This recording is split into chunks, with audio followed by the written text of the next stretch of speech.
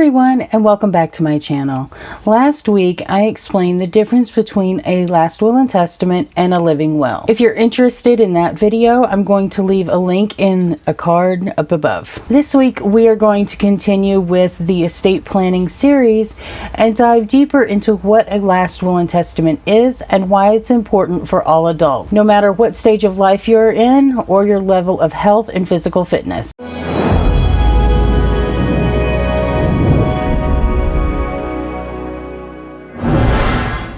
Just to recap, I'm going to actually read you the definition of a last will and testament. It is a legal declaration of a person's wishes regarding the disposal of his or her property or estate after death.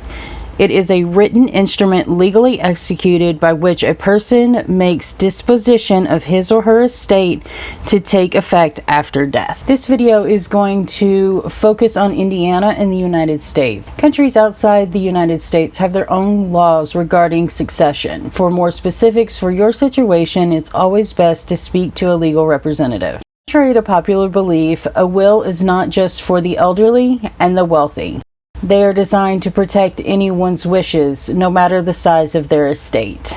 A good rule of thumb is if you have stuff, any stuff, you need a way to outline your wishes on how you would like it to be distributed after you are gone. In addition to the distribution of property, a will can name an executor.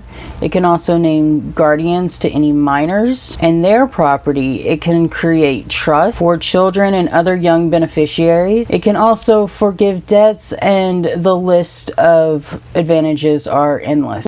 Really up to you how specific you want your will to be, but it's always best to be as specific as possible. A will may also reduce family conflicts. Death is an emotional time for anyone's family. The division of the deceased property just adds to the stress of an already highly charged situation. A clearly defined will can save hurt feelings. It can also save from confusion and someone having to guess what the deceased would have wanted. Keeps everything civil. Well, for the most part. There's always that one. What happens if you decide not to have a will or a will contract?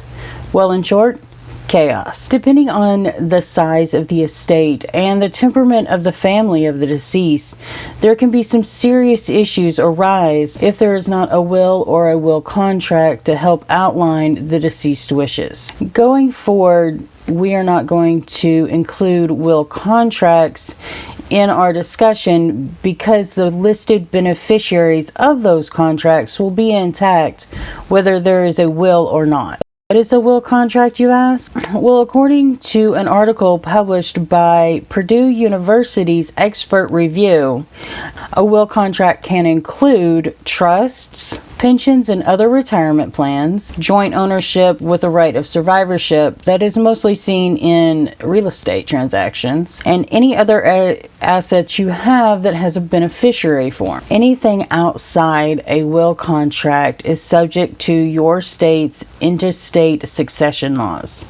In the state of Indiana, they are called laws of descent. There are major disadvantages when it comes to letting the state handle your estate, and they can include your property can be distributed in a way that you wouldn't agree with. Relatives you hardly know could be included in the distribution when maybe you wanted your estate to go to charity. Small pieces of your property can be divided and sold. If your heirs are minors, there can be a guardian assigned, and that may not always be the surviving parent. Your family's tax obligation could be a lot higher if there is not a will. All property is subject to some form of estate tax, and depending on different circumstances, the taxes can be higher. And in some cases, the state will take everything. Now, when it comes to the state taking your entire estate, the articles that I read did not outline the circumstances where that would arise.